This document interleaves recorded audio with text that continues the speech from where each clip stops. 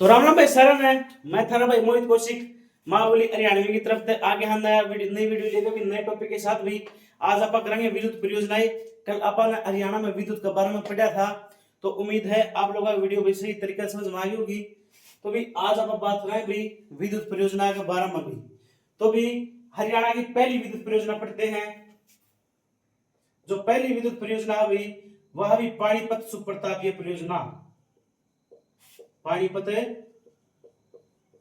सुप्रतापीय परियोजना जो है पानीपत सुप्रतापीय परियोजना हुई आसन शिवा गांव पानीपत में हुई। आसन शिवा गांव पानीपत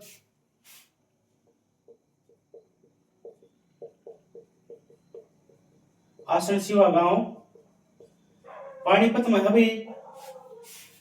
और भाई आसन शिवा की बात करा तो भाई हरियाणा का सबसे नवीनतम बस स्टैंड बना है आसन शिवा गांव में। जो पानीपत जिले का जो बस स्टैंड बना है वो भी आसन शिवा गांव में बड़ा है। जो पानीपत से 10-12 किलोमीटर की पीछे है आसन शिवा गांव में पड़ा हुई हो। और पूरे हरियाणा की पहली सुप्रतापीय परियोजना लगी थी भाई पानीपत सुप्रतापीय परियोजना। ठीक है, हरियाणा की पहली सुप्रतापीय परियोजना अभी हरियाणा की पहली सुप्रतापीय परियोजना। जो सुप्रतापीय परियोजना भी बिजली बनाने का काम कर भैया आसन शिवा गांव में खुली थी पहली भी। और भी इसकी स्थापना हुई थी 1979 को 1979 को भी। और 1979 बात करा भी तो भी फरीदाबाद हरियाणा का 12वां जिला बना था भी। जो फरीदाबाद जिला है हरियाणा का 12वां जिला बना था भी 1979 में। हरियाणा की औद्योगिक राजधानी फरीदाबाद को कहा जाता है। पुराने फरीदाबाद का नाम है गोपाल नगर भी। बाबा फरीद ने बसाया था भी 1607 में। और अकेले फरीदाबाद हरियाणा में भी 60% टैक्स की प्राप्ति हुआ है। अगर पूछा जाए कि भी 60% टैक्स अकेला हरियाणा में किस जिले तक प्राप्त हुआ है तो भी फरीदाबाद जिले तक अकेले तभी हरियाणा को 60% टैक्स की प्राप्ति होती है। और बात करा भी सबसे ज्यादा जेसीबी उत्पादन भी हरियाणा में की तो वह है तो फरीदाबाद जिले में वह है। बजरी उत्पादन भी की तो वह भी फरीदाबाद जिले में होता है। हीना मेहंदी का सबसे ज्यादा उत्पादन फरीदाबाद में होता है अभी। टायर ट्यूब के सबसे ज्यादा उद्योग भी फरीदाबाद जिले में है। सबसे ज्यादा फूल हरियाणा में फरीदाबाद में उगाए जाते हैं। अगर बाहर की बात करें तो भी चंडीगढ़ में उगाए जाते हैं। और भी बात करा भी हरियाणा का सबसे पहला ट्रैक्टर स्कॉट कंपनी ने 1960-61 में बनाया था। और वो भी किस जिले में बनाया था भी फरीदाबाद में। अगर बात करी जाए कि वर्तमान हरियाणा में सबसे अधिक कृषि यंत्र किस जिले में बना है भी तो भी वो भी गांव बना भी फरीदाबाद जिले में बना है भी। अगर पूछा जाओ कि भाई हरियाणा का सबसे छोटा जिला भी कौन सा है फरीदाबाद है। सबसे छोटा मंडल भी कौन सा है भी फरीदाबाद है भी। जो बात करें भी क्षेत्रफल के मामले में 745 वर्ग किलोमीटर इसका एरिया है भी। और भी सबसे बड़ा जो अपना हरियाणा का जिला है वो भी सिरसा जिला भी। ठीक है, सिरसा जिला सबसे बड़ा भी सिरसा 1975 में बना था 11वां जिला। भाई हरियाणा की सुप्रतापीय परियोजना अभी 1979 में लगी थी भाई। और की इसकी जो अक्षमता है पूछी जावा के भी पानीपत सुप्रतापीय परियोजना की अक्षमता कितनी है तो भी इसकी अक्षमता है जो तो भी 1367.80 मेगावाट 1367.80 मेगावाट है जो पानीपत सुप्रतापीय परियोजना की अक्षमता है। अभी बात करेंगे दूसरी बार में भी दीनबंधु छोटू राम सुप्रतापीय परियोजना। दीनबंधु छोटू राम सुप्रतापीय परियोजना भी। दीनबंधु छोटू राम सुप्रतापीय परियोजना बात करा भी छोटू राम को भी। जो छोटू राम ने दीनबंधु उपाधि मिली थी भी वह मिली थी 1922 में मिली थी भी। और इनको भी राय बहादुर की उपाधि जो मिली थी 1927 में मिली थी। और सर की उपाधि छोटू राम जी को भी 1937 में मिली थी भी। इनका जन्म 24 नवंबर 1881 को भी गढ़ी सांपला रोहतक में हुआ था। गढ़ी सांपला का हाल फिलहाल नाम भाई छोटूराम नगर है। पूछी जाओ कि भाई छोटू राम की मूर्ति हरियाणा में कहाँ पर है, तो गढ़ी सापला में बढ़िया 64 फीट की वह मूर्ति है और राम सुतार ने उसका निर्माण कराया था भाई। और उसका उद्घाटन भी 2018 में माननीय नरेंद्र मोदी जी ने कराया था गढ़ी सापला में भी। इनकी पत्रिका है जाट गजट, जो कि हरियाणा की पहली उर्दू साप्ताहिक पत्रिका है। रोहतक निकाली गई थी 1916 में, निकाली गई थी भी जाट गजट पत्रिका। बात करा भी इनकी पुस्तक की तो भी द कशिश ऑफ इंडिया है, जो चौधरी छोटू राम की पुस्तक है भी। इनकी पत्नी का नाम था भी ज्ञानो देवी, माता का नाम था सरला देवी और इनके पिता का नाम था भी सुखीराम और इनके बचपन का नाम था भी रिचपाल। और भाई इन्होंने 1923 में भी हरियाणा यूनिस्ट पार्टी की स्थापना करी थी भी फजली हुसैन के साथ मिलकर। अगर बात करें भी छोटू राम की, तो इन्होंने 1924 में जमींदारी लीग की स्थापना करी थी। जो जमींदारी लीग का दूसरा नाम पूछा जाए पेपर में आया है एक बार कि फ्यूडल लीग की स्थापना किसने करी थी, तो अभी फ्यूडल लीग की स्थापना किसने करी थी, चौधरी छोटू राम ने करी थी। जो फ्यूडल लीग है भी जमींदारी लीग का दूसरा नाम है। और 1938 में इन्होंने भी मार्केटिंग बोर्ड की स्थापना करी थी और 1938 में चौधरी छोटू राम भी साहूकार पंजीकरण एक्ट लेकर आए थे भी। रहबरे आजम भाखड़ा डैम का जन्मदाता और सर किनको कहा जाता है, छोटू राम को कहा जाता है भी। इन्होंने भाखड़ा डैम की जो स्थापना है 1944 में करी थी और इसकी सलाह भी सर लुई डैम ने दी थी भी। बात करा कि देखो जो एजेंसी है भाखड़ा डैम की स्थापना 1908 में है भाई, ठीक है। तो भाई दीनबंधु छोटू राम सुप्रतापी परियोजना पढ़ाई भाई, यह अभी यमुनानगर जिले में, यमुनानगर जिले में है भाई। यमुनानगर जिले में है दीनबंधु छोटू राम सुप्रतापी परियोजना, हरियाणा की पहली निजी सुप्रतापी परियोजना भी, प्राइवेट भी, हरियाणा की पहली निजी सुप्रतापीय परियोजना,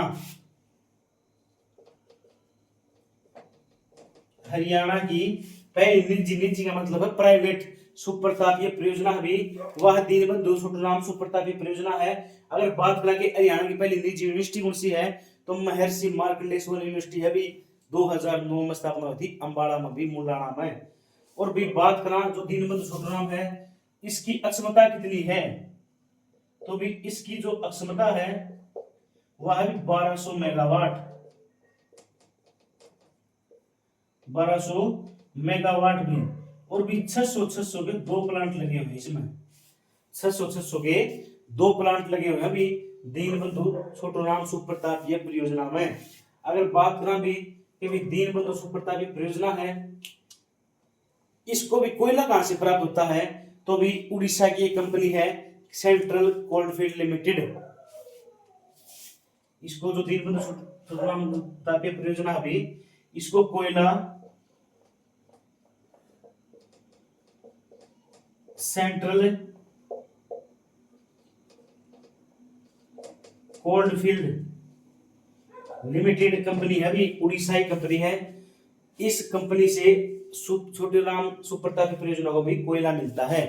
अगर पूछी जाओ कि भी इसकी स्थापना कब करी गई थी, तो भी मतलब कि इसका उद्घाटन करा था भी माननीय प्रधानमंत्री नरसिम्हा राव ने 1993 में फरीदाबाद तभी रिमोट कंट्रोल था इसकी स्थापना यदि उद्घाटन करा था अभी 1993 में।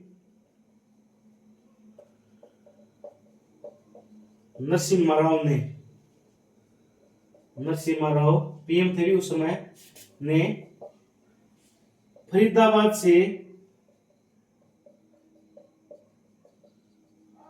रिमोट कंट्रोल से उद्घाटन किया इसका। और नरसिम्हा राव जब प्रधानमंत्री थे भारत के भाई, उस समय भी आपने नाम सुना होगा भी, नाम के भी बहुत बड़ी हस्ती है अपने भारत की भी, अपने डॉक्टर मनमोहन सिंह भाई सिख पीएम बने थे। और उन तक बड़ा कोई भी भाई अर्थशास्त्री नहीं हुआ आप आज तक अपने भारत की गवाह या फिर इस टाइम पे कहीं भी नहीं है उनके जैसा कोई भी अर्थशास्त्री भी। उदारीकरण की नीति लेकर आए थे भी 1992 में भी, उस समय पीएम हुआ करते भारत के नरसिम्हा राव। तो भी उदारीकरण की नीति मतलब ये उद्योग लेकर था, मतलब इतना कड़ा रिस्क लिया था उसने, भारत की नैया जमा डूब रही थी और उस टाइम पर उसने उदारीकरण की नीति लिया था। वो महान शख्स है भी मनमोहन सिंह जी, ठीक है। और भाई बात करा 4 भारत के प्रधानमंत्री ऐसे हुए हैं, एच.डी. देवगौड़ा, इंदिरा गांधी, मनमोहन सिंह और आई के गुजराल भाई। ये चारों जो राज्यसभा से चुनकर गए हैं भाई, ठीक है।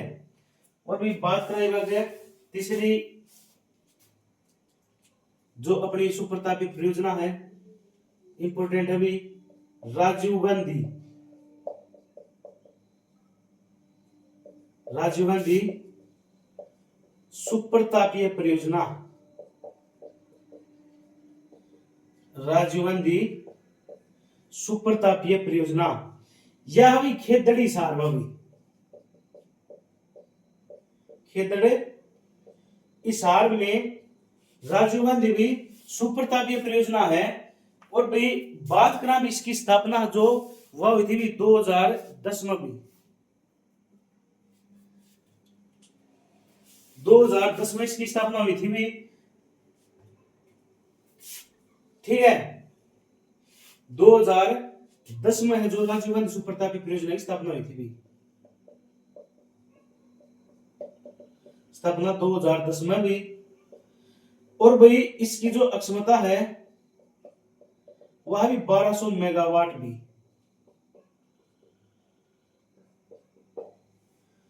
सॉरी भाई दीनबंधु छोटूराम की है 600 मेगावाट, 600 मेगावाट। और 300 के 2 प्लांट लगे हुए हैं भाई, 300 के 2 प्लांट लगे हुए हैं। और भी राजीव गांधी सुप्रतापी परियोजना की बात करा तो भी 1200 मेगावाट की है, ठीक है। और भी इसमें भी 600 2 प्लांट लगे हुए हैं, राजीव गांधी सुप्रतापी परियोजना में भी 600 के 2 प्लांट लगे हुए हैं अभी, ठीक है। पूछा जाओ भी कि भी राजीव गांधी कौन थे, तो भी भारत के सबसे युवा प्राइम मिनिस्टर बने हैं अभी आज तक के। 40 साल की उम्र में राजीव गांधी भी प्राइम मिनिस्टर बन गए थे भारत के भी, 1984 में बने थे। और भी इनकी माता जी थी भी इंदिरा गांधी, भारत की पहली महिला प्रधानमंत्री थी। 31 अक्टूबर 1984 को भी उनकी डेथ हो गई थी। और तभी इनको चुना गया था। अभी आज तक के भारत के इतिहास में भी, कुछ भी इतिहास लगा लो, कुछ भी लगा लो, जितनी सीट भी राजीव गांधी की आई किसी की नहीं आई है। 402 सीट आई थी इसकी भी 1984 में भी, 508 शायद उस समय लोकसभा सीट हुआ करती। 402 सीट आई थी भी राजीव गांधी की भी, आज तक का रिकॉर्ड है भी 400 पार आज तक किसकी भी आई है भी, तो भी राजीव गांधी जी की आई है, ठीक है। भारत के सबसे युवा प्राइम मिनिस्टर थे, भारत के सबसे युवा प्राइम मिनिस्टर थे। और भाई बात करा भी कि राजीव गांधी सुप्रतापी परियोजना जो किस कंपनी के अधीन है, तो भी रिलायंस कंपनी के अधीन है अभी, रिलायंस कंपनी के अधीन है। और जो रिलायंस कंपनी के अधीन आई थी भी, यह आई थी भी 2007 में भी, 2007 में भी रिलायंस कंपनी ने इसके शेयर खरीद लिए थे। और इसकी स्थापना हुई थी भी 2010 में, ठीक है भी 2010 में भी। पूछा जाएगा कि राजीव गांधी सुप्रतापी परियोजना को कोयला कहां से प्राप्त होता है, तो भी राजीव गांधी सुप्रतापी परियोजना को कोयला होता है जो प्राप्त भाई महानदी कोल्ड फील्ड से मिलता है, महानदी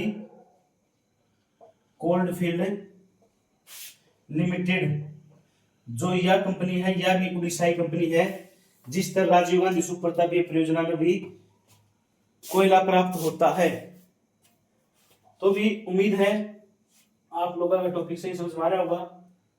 तो भी चौथा आप जो कराएंगे वो कराएंगे भी इंदिरा गांधी सुप्रतापी परियोजना। चौथी है भाई इंदिरा गांधी सुप्रतापीय परियोजना।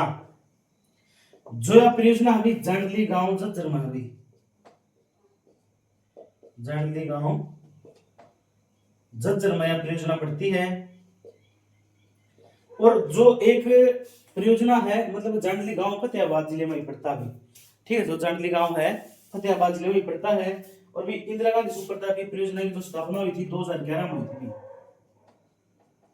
स्थापना हुई थी भी 2011 में हुई थी भी। इंदिरा गांधी भारत की पहली महिला प्रधानमंत्री बनी थी भी इंदिरा गांधी। और पहली बार जो आम बजट पेश करा था किसने करा था, मतलब कि जो पहले वरिष्ठ बुनियादी जो है वो भी इंदिरा गांधी ने किया था, अभी 2 बार भारत की प्राइम मिनिस्टर बनी थी अभी। तो अभी उम्मीद है आप लोगों को अच्छे तरीके से समझ में होंगे। तो अभी वीडियो ज्यादा ज्यादा शेयर कराया करो भी, लाइक कराया करो भी, कमेंट कराया करो, ताकि नई वीडियो बनाने में भी आपके जो लाइक कमेंट होंगे वो उत्साहित करेंगे। तो भाई अपने तैयारी शुरू कर दो। मैं तो भाई हर वीडियो में अपने बात को हूँ, टाइम समय किसी का इंतजार नहीं करता भाई। मैं पहले भी कह रहा था, अब भी कह रहा हूँ, टाइम का वो अभी। तो भाई देखो अपना टॉपिक चल रहा है परियोजनाएं। उम्मीद है आपका टॉपिक सही समझ में आ रहा होगा। तो आज देखे जरा अभी तो इस बात पे एक शायरी सुनावा था मैं कि हवा में ताश का महल नहीं बनता, हवा में ताश का महल नहीं बनता, रोने से बिगड़ा मुकद्दर नहीं बनता। हवा में ताश का महल नहीं बनता, रोने से बिगड़ा मुकद्दर नहीं बनता। दुनिया जीतने का हौसला रख ए मेरे दोस्त, दुनिया जीतने का हौसला रख मेरे ए दोस्त, एक जीत से कोई सिकंदर नहीं होता। तो भी अवामा कहते मैं नहीं बनाया करते। और भाई बात करा रोन तक बिगड़ा मुकद्दर नहीं बनता, देखा सारा मेहनत का हुआ है। और एक जीत पे पूरे आश्रित ना रहो, क्योंकि एक जीत कोई सिकंदर नहीं होता। ठीक है ना, यह बात है। तो भी लगातार लगे रहो, लगातार अपन है कामयाबी हासिल करनी है और अपने माँ बाप के सपना को भी पूरा कराएंगे। चौथी चल रही भी इंदिरा गांधी सुप्रतापीय परियोजना। तो भी जो इंदिरा गांधी सुप्रतापीय परियोजना है इसका नाम है दूसरा अरावली सुप्रतापीय परियोजना। इंदिरा गांधी सुप्रतापीय परियोजना का दूसरा नाम है, इसका दूसरा नाम है भी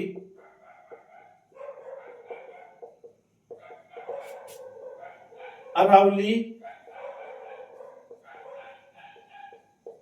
सुप्रतापीय परियोजना। अरावली सुप्रतापीय परियोजना। अरावली पहाड़ियों का विस्तार सबसे ज्यादा भी गुड़गांव जिले में है और अरावली पहाड़ियों का प्रवेश द्वार भी गुरुग्राम जिले को कहा जाता है भी। और भी अरावली की पहाड़ियां हैं जो हरियाणा में भी 3.09% हिस्से में फैली हैं। और भी बात करा कि भी अरावली पहाड़ियों सबसे ऊंची चोटी कौन सी है हरियाणा में, तो अभी कुलताजपुर गांव में है। डोसी पहाड़ियों का हिस्सा है भी 652 मीटर की उसकी ऊंचाई है भी। डोसी पहाड़ियों का पुराना नाम है भी आंचलिक पर्वत। और भी अरावली सुप्रतापीय परियोजना है, दूसरा नाम है इंदिरा गांधी सुप्रतापीय परियोजना का भी। और बात करेंगे अरावली पौधारोपण योजना कब चली थी, तो 1996 में चली थी, एक चली थी 1991 में भी। ठीक है, और अपन पढ़ी थी कल कि भी चट्टानी मिट्टी की पाई जाओ तो अरावली पहाड़िया की तलहटी पाई जाया करती थी। जो इंदिरा गांधी सुप्रतापीय परियोजना है इसकी अक्षमता है भी 1500 मेगावाट में, अक्षमता है 1500 मेगावाट। 500 के भी 3 प्लांट लगे हुए हैं अभी इंदिरा गांधी सुप्रतापीय परियोजना में। 500 के भी 3 प्लांट है जो लगे हुए हैं अभी। अगर बात करें नेक्स्ट है भी, तो भी जो 5वीं है वो है भी महात्मा गांधी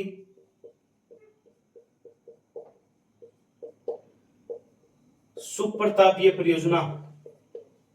सुप्रतापीय परियोजना, महात्मा गांधी सुप्रतापीय परियोजना। महात्मा गांधी की भाई पहली गिरफ्तारी हुई थी भी हरियाणा में भी अप्रैल 1919 में। 10 अप्रैल 1919 को पीपल रेलवे स्टेशन था। पूरे भारत की पहली गिरफ्तारी थी भी हरियाणा में भी लगा लो, पूरे भारत में लगा लो। अंग्रेजा ने डेरा पार्टी था भी महात्मा गांधी जी आ लिए हैं, तो उन्होंने पलवल रेलवे स्टेशन तक गिरफ्तार करके मुंबई जाने वाली ट्रेन में इनको वापस बैठा दिया था। दूसरी भी इनकी गिरफ्तारी शारजा हुई थी, जुलाई 1919 में हुई थी। और भी रोहतक वैश्य हाई स्कूल की स्थापना भी किसने करी है अभी महात्मा गांधी जी ने करी है। और भाई भिवानी से इन्होंने 1921 में भी अंग्रेजों के लिए शैतान शब्द का प्रयोग किया था। पूछा जाओ कि शैतान शब्द का अंग्रेजों के लिए प्रयोग किसने किया था भी, तो भी महात्मा गांधी ने किया था भी। और भी हरियाणा में गांधी ग्राम है जिसका नाम, नया नाम अभी गांधीग्राम, काशीड़ा गांव का नाम है नया गांधीग्राम भी। ठीक है, काशीड़ा गांव का नया नाम क्या है अभी गांधीग्राम। जो भी महात्मा गांधी सुप्रतापीय परियोजना है, यह परियोजना भी झज्जर जिले में है अभी, झज्जर जिले में है। और भी 9 जनवरी में महात्मा गांधी की याद में प्रवासी भारतीय दिवस मनाया जाएगा, क्योंकि 9 जनवरी 1915 को भी महात्मा गांधी है जो साउथ अफ्रीका तक भारत में आए थे, इसलिए भी इनकी याद में 9 जनवरी तक प्रवासी भारतीय दिवस मनाया जा रहा है। ठीक है, और भी इनका जन्म भी 2 अक्टूबर 1869 को भी पोरबंदर गुजरात में हुआ था। ठीक है, और महात्मा गांधी का 5वां पुत्र कहा जाता है अभी जमनालाल बजाज को, क्वेश्चन बहुत ज्यादा आया है। जमनालाल बजाज, इनकी पत्नी का नाम था भी कस्तूरबा बाई। ठीक है, तो यह महात्मा सुप्रतापीय परियोजना है, इसकी स्थापना है जो भी वह 2012 में करी गई थी भी, स्थापना जो 2012 में करी गई थी भी झज्जर जिले में। और भाई जो सुप्रतापीय परियोजना है इसकी मेगावाट की 1320 मेगावाट इसकी अक्षमता है अभी, अक्षमता अभी 1320 मेगावाट महात्मा गांधी सुप्रतापीय परियोजना की भी अक्षमता है। तो अभी जो छठी है उसके बारे में पढ़ाएंगे। गोरखपुर परमाणु संयंत्र, गोरखपुर परमाणु ऊर्जा संयंत्र, गोरखपुर परमाणु ऊर्जा संयंत्र, यह भी गोरखपुर गांव फतेहाबाद में हुई, गोरखपुर फतेहाबाद में हुई। और भी जो इस योजना परियोजना है जो ऊर्जा संयंत्र है, कुछ हिस्सा भी इसका कुमारिया गांव का भी लगता है, और कुमारिया गांव भी कहां पड़ता है अभी फतेहाबाद में। पेपर में पूछा गया है कि भी कुमारिया गांव हरियाणा के किस जिले में पड़ता है, तो भी फतेहाबाद जिले में पड़ता है अभी। और भी गोरखपुर परमाणु ऊर्जा संयंत्र जो कुमारिया और गोरखपुर दोनों गांव की सीमा पर है, भी हो सीमा पर है। और भी इसकी जो स्थापना है वो भी 2014 में करी गई थी भी, स्थापना 2014 में करी गई थी भी। और भाई प्रधानमंत्री मनमोहन सिंह ने करी थी भी, डॉक्टर मनमोहन सिंह ने इसकी जो है स्थापना करी थी अभी, गोरखपुर परमाणु ऊर्जा संयंत्र की प्रधानमंत्री मनमोहन सिंह ने इसकी स्थापना करी थी भाई। तो उम्मीद है भी आप लोग भी वीडियो सही तरीके से समझ रहे होंगे। तो अपना वीडियो शेयर करो भी, ताकि और किसी का वीडियो भी काम आ सके।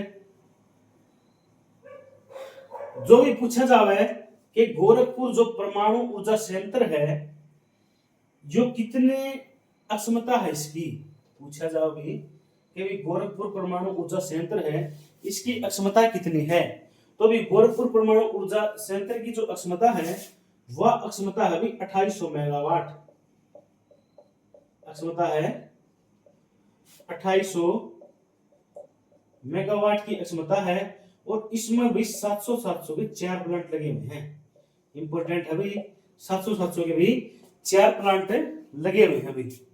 ठीक है, ये थी हरियाणा में भी सुप्रतापीय परियोजनाएं। और भी पूछा जा रहा है कि भी हरियाणा में जल विद्युत परियोजनाएं कितनी हैं, तो भी 2 है हरियाणा में जल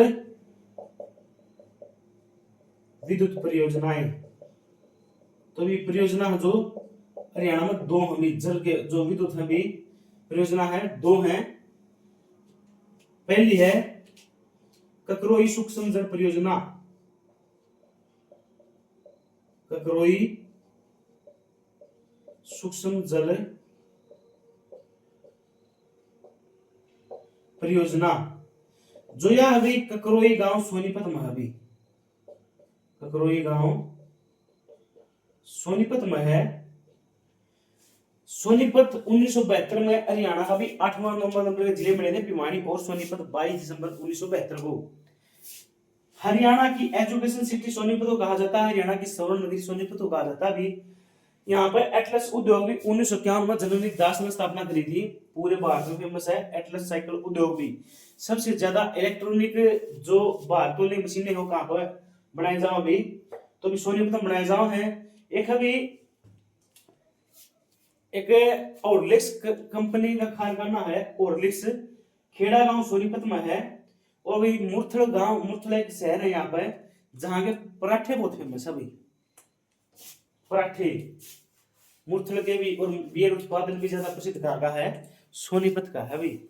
और भी इसमें गोहाना है, ठीक है, जहां की जलेबियां बहुत प्रसिद्ध है भाई हरियाणा में, माथुराम की जलेबियां बहुत प्रसिद्ध है। और भी गौ मुहाना और गौ भावना भी गोहाना का प्राचीन नाम है। और भी गोहाना तभी मूलचंद जैन है जी हैं, जिनको हरियाणा का गांधी कहा जाता है। ककरोई सूक्ष्म जल परियोजना भी ककरोई गांव सोनीपत में है। और भाई इसकी जो अक्षमता है उसमें भी देखो पेपर में इसकी जो अक्षमता अभी 100 मेगावाट मान रखी है, अक्षमता है 100 मेगावाट जो इसकी परियोजना, मतलब ये अक्षमता मान रखी है। लेकिन वास्तविकता बताई जाओ तो इसमें 4 प्लांट लगे हुए हैं 100 मेगावाट की, लेकिन पेपर में मान रखी तो 100 मेगावाट तो अपन कितनी पड़नी पड़ेगी भी, तो इकतरोई सूक्ष्म जल परियोजना की जो अक्षमता है 100 मेगावाट पड़नी पड़ेगी। और भी जो इसको पानी मिलता है ना, इस योजना को परियोजना को पानी मिलता है तो पश्चिमी यमुना नहर से पानी मिलता है, पश्चिमी यमुना नहर से पानी मिलता है। अभी पश्चिमी यमुना नहर से पानी मिलता है अभी ककरोई सूक्ष्म जल परियोजना को। हरियाणा की सबसे पहली और सबसे बड़ी नहर पूछी जाए तो भी पश्चिमी यमुना नहर है। इसकी स्थापना 1355 में फिरोज शाह तुगलक ने अपने शिकारगाह को पानी पहुंचाने के लिए करी थी, लेकिन जो इसकी स्थापना है वो 1879 मानी जाओ भी, क्योंकि चार्ल्स मेटकुप ने भी इस परियोजना की, मतलब जिस नहर की भी पुनर्निर्माण कराया था, तो इसलिए 1879 माना जाता है अभी। और ताजेवाड़ा बांध से निकाली गई थी ये, एक तो पूर्वी यमुना नहर है, एक पश्चिमी यमुना नहर। जो पूर्वी यमुना नहर है वो यूपी साइड चली गई, और भी जो पश्चिमी यमुना नहर है वो अपना हरियाणा में आ गई, ठीक है। और भाई इसकी लंबाई पूछी जा रहा है तो भाई 3226 किलोमीटर की लंबाई इसकी, 3226 किलोमीटर। यह प्रांतों से लंबाई 3226 किलोमीटर भी, पेपर में 3226 मानी गई है, लेकिन इसकी जो वास्तविक अभी 85 किलोमीटर की लंबाई है। जो 3226 अभी ब्रांच मतलब क्या इसका, अभी नहर है, नहर हम छोटी नहर गई होंगी, रसबाए गए होंगे, वहां से नाली गई होंगी, जो किलोमीटर की एरिया बनता हो कितना बड़ा है 3226 किलोमीटर एरिया बनता है अभी। और हरियाणा की सबसे छोटी नहर अभी भिवानी नहर, ठीक है। और भी जो दूसरी परियोजना है सूक्ष्म जल परियोजना, दूसरी है भी दादूपुर सूक्ष्म जल परियोजना।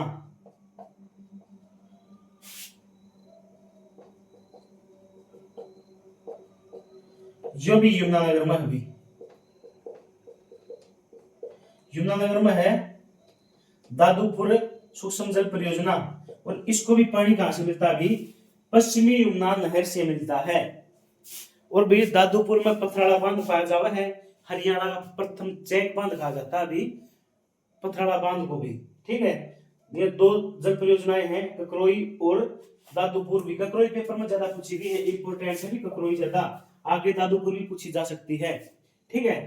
देखो विद्युत परियोजनाएं पढ़ी अपन है। अगर पूछा जाए कि हरियाणा में किस सीएम के समय सबसे ज्यादा विद्युत परियोजनाएं लगी हैं, तो भी भूपेंद्र सिंह हुड्डा जी के काल में भी।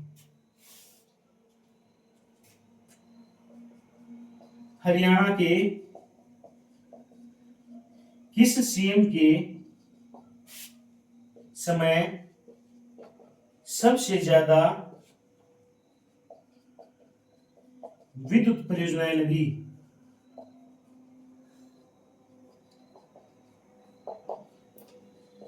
तो भी ये लगी थी भी भूपेंद्र सिंह हुड्डा, भूपेंद्र सिंह हुड्डा।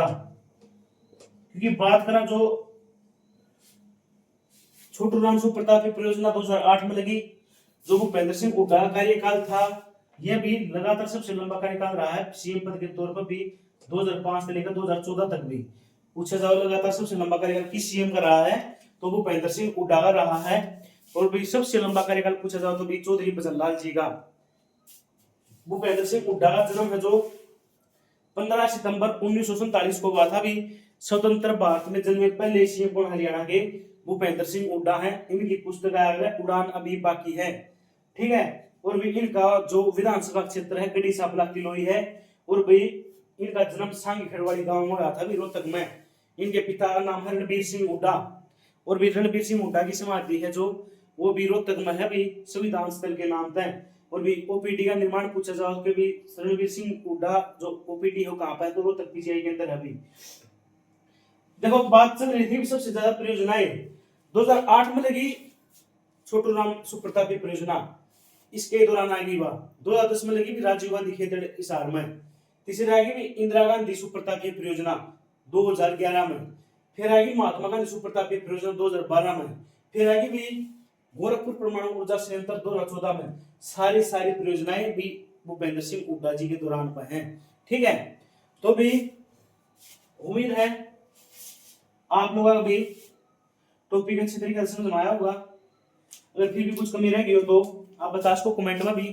और वीडियो ज्यादा से ज्यादा शेयर करें करो भी, लाइक करें करो। तो भी अपने पढ़ना शुरू कर दो, मत यह कहूंगा अभी तक नहीं पढ़ना शुरू किया है तो खाम नुमान दो। टाइम बहुत है, टाइम बहुत नहीं है भाई अपने पास एकदम तय आना अभी पेपर। क्योंकि मानो चलो जो नायब सिंह सैनी जी ने घोषणा करी है कि मई में पेपर होगा, तो उसको मद्देनजर रखते हुए भी बात कर सका मई में नहीं तो जून में पक्का है। क्योंकि जून में भी सरकारी अपने जो स्कूल हैं कॉलेज कुछ भी हो प्राइवेट पे जाओ हैं, तो जून के महीने में भी गर्मी में छुट्टी हो रहा है, उसमें ज्यादा चांसेस हैं अपने पेपर होने के। और उस समय भी सारा जो HBSC का जो स्टाफ है वो फ्री है अभी उस समय भी।